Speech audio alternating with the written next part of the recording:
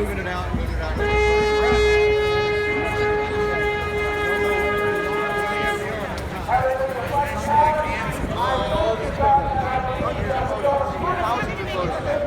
Millions of voters. And billions. I know the powers of the devil people have been scheduling rallies for California next weekend. I know Wisconsin the weekend after that, but I don't think it's going to take that long. I think all these rallies that are planned for like May 1st, next weekend, I think people are going to start rallying. They're going to see what happened today in Austin. They're going to see what's been happening in North Carolina, Virginia, Ohio, Michigan, and probably a lot of other places today. Then they're going to say, okay, you know what am I waiting for? We're all here for the same thing, baby. Why am I waiting till May 1st, or why You're am I going to touch my rights. April 23rd, or whatever it is? Why don't I just start rallying now? You Why either don't I do. just organize now? Why don't I just open my business now? I think this is inevitable. And it's pretty amazing that, and I will say kind of proof of that is the fact that this random person that just showed up today with this Twitter account who was like, hey Owen, I have a Twitter account. I heard you got banned. I'll live stream you. What was it again? Oh, America Rising, he says. Yeah, so he just grabbed me and said, oh, I'll stream your event today. And he's telling me that there's hundreds of people tuned in. He just started this account this morning, and we already have 100 people tuned in watching this. And that's not with a trendy hashtag or anything like that. So people are interested in this. People want to know what's going on. People want to be inspired by fellow Americans that aren't living in fear. You know, a lot of people are probably sitting at home seeing the news and seeing all the graphics, and then you get your emails, and it's all about updates on COVID-19 with your bank and with your schools and with where you shop and your memberships and your cable and your internet and your electricity. It's just non-stop coronavirus. And so you're like, oh my gosh, the whole world's panicked over coronavirus, and I'm the only one that's not afraid. I'm the only one that's not afraid. And then you look and you see, wait a second, I'm not the only one. There's millions of us that aren't afraid. There were people in Michigan, there were people in Texas, there were people in Ohio, there were people in Virginia, there were people in North Carolina, there's going to be people in California and Wisconsin. Wait a second, I'm not alone. I'm going to go outside. I'm going to go to the Capitol. And that's how we can defeat the fake news media again. And I will also make this prediction right here. This coronavirus hoax, not that there wasn't a real virus, but the hysteria, the shutdown, all of it, deriving from China, this whole thing is going to blow back and hurt the deep state, just like everything else they've done that have tried to kill this country. Russian collusion, total failure. The Democrats are about to be tried for it. Ukrainian quid pro quo, total failure. Joe Biden, the Democrat candidate now, is the one that was exposed for colluding with Ukraine. And now the coronavirus. What are they doing? Oh my gosh, it's Trump's fault. All the deaths are Trump's fault. I mean, you know, if a cat falls out of a window, it's Trump's fault. If a kid steps on an ant on the playground, it's Trump's fault. If you stub your toe walking into the kitchen, it's Trump's fault. I mean, you know, everything is Trump's fault. So they bill this as Trump's fault. He didn't do this, he didn't do that. But then we check the record. Trump shut down flights from China. They called him racist. They went out to Chinatown in San Francisco and said, come gather. They went out to Chinatown in New York and said, don't be racist. Trump said, no, we're shutting down the flights. Then they went on TV and they said, this is just the flu. Nothing to worry about. And so what has Trump done now? He's shown you what the Democrats said then versus what they're saying now. He showed you what the media said then versus what they're saying now.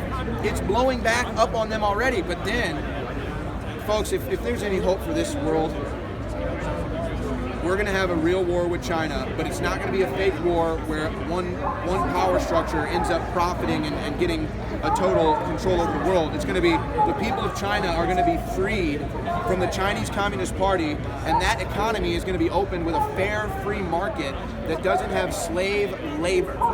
So we can free the people of China, have fair trade with China, both countries benefit, and then the United States, we can figure out whether we want to bring our manufacturing back, or we'll cut all our taxes and charge people just ridiculous taxes to come in. They'll still do it. They'll still want to be part of our economy, folks. It's booming. They'll pay those taxes.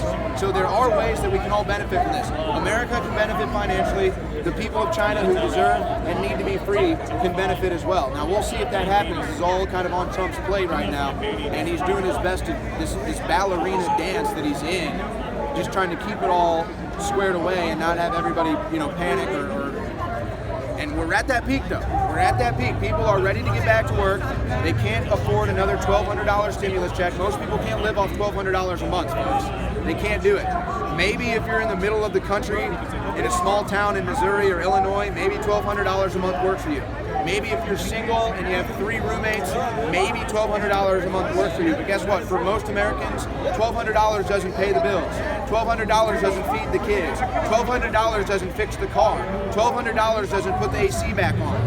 And so it really just doesn't work. And then it's a slap in our face when illegal immigrants are getting more cash from this stimulus than American citizens. That is a slap in our face, and the governor of California needs to be arrested.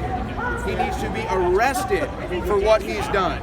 It's unbelievable that he's gotten away with that. And it's time for the New Jersey governor and the Michigan governor to be investigated as well. All right, folks, there's still some energy over here. There's a lot of people kind of looking at me right now. I don't know what to do with my hands, okay? This is my first time doing this. Just breathe.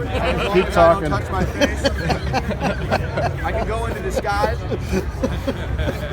I don't know if you can still hear me. This is what they want me to walk around with. And so I'm supposed to go to a ball game and drink my beer through a straw. Let me tell you something. If I'm at a baseball game and I order a cold Bud Light, and they give me a cold Bud Light, and then they give me a straw, I'm going to tell them to twist that straw sideways and shove it right up their candy ass. Because I drink my beer without a lid, jabroni. And I think everybody else will respond, but this is what they want the new normal to be. Oh my gosh, oh, you want to go to work? You need to pay your bills? That's cool. Here, let me just take your human biome test here to see if you have any COVID viruses. So I'm just going to test your microbiome, and then I'm going to put that on record, and I'm going to sell that to Bill Gates too. And then Bill Gates will have your microbiome record too, because he loves you so much. Just like he loves the children of Africa that he killed with Gardasil. I'm sorry, I wasn't supposed to say that. I take that back. That was fake news, folks. Even though it was printed everywhere across the world, even Associated Press. But so they're going to come after us, and they're going to say, oh, you want to go back to work? You just have to turn in your microbiome, and then we'll see if you have the COVID strain. And then 50% of the world already has it in their microbiome, and then they'll say, oh no, you have the coronavirus. Oh, that's sad, isn't it? And you're like, but I feel fine. I haven't been sick in years. They say, well, that doesn't matter because you've been tested and you have the coronavirus. So I'm sorry, but we're going to have to give you a vaccine. You say, but wait a second. The vaccine is against my religion. Wait a second, I read the insert. I don't want to take the risk with the side effects. Wait a second, my body, my choice. And they're saying, oh, sorry. Well, then I guess you just don't get to work. Sorry, you just don't get to work then. So, bye, little peon citizen. You don't want to go into the beast system. Or I'll tell you what, you know what? Since we love you so much and you don't want to take the vaccine, we'll reach an agreement. Just put the microchip in your body, okay? Just put the microchip in your body. It's a little more loving. It's a little less vaccine. It's a little more loving. We're going to put that biometric chip under you, and you're going to be healthy. And then, if you get lost, we can locate you. Think about that. I mean, you're always getting lost. Half the time you wake up, you don't even know where you are. So you should be thanking Bill Gates for giving you a GPS microchip so that you never get lost. And then the government can find you. And the microchip's going to have AI smart technology, and it's going to know when you're dazed and confused and you're lost in the woods. Like, oh my God, where am I? I don't even know where I am. And the government's going to say, it doesn't matter where you are because I can still track you with your microchip. And then they're going to come and they're going to round you up and they're going to throw you in a little cell and you're going to be like, where am I? And they're going to say, well, you got lost in the woods again. But don't worry, we saved you. We saved you again. And but we have some bad news. You see, you've tested positive for coronavirus. How could I feel fine? No, it's okay. It's all right. We've given you the latest vaccine. Say, oh my God, is that why my arm is numb? I can't feel my arm. Say, you're having arm trouble? Well, we can take care of that. And then they're going to bring in a meat cleaver and they're going to lay your arm out on the table and they're going to go, chop! And they're going to go, see, no more arm pain. And everything's fine, folks. This is the new world Bill Gates Chinese order that they want Americans to bow to, but we're not doing it. And today is a perfect example of this. So my voice is about to give out. Hey, So I'm gonna go dive oh, over here. this is IPT News. What do you have to say about China boycotting black people? Hold on, ask a question. What do you got to say about China boycotting black people? Well, I'm not surprised because China throws Muslims in jail, they persecute Christians, so they persecute really every group that doesn't treat the state as God. They have no internment camps, re-education camps. So but my question is, we've got all these self-righteous people in the West that want to cry about racial inequality all day long. Well, where are they on China? We've got the UN Human Rights Commission, Saudi Arabia, and China. I guess it was you that needed us after all, wasn't it?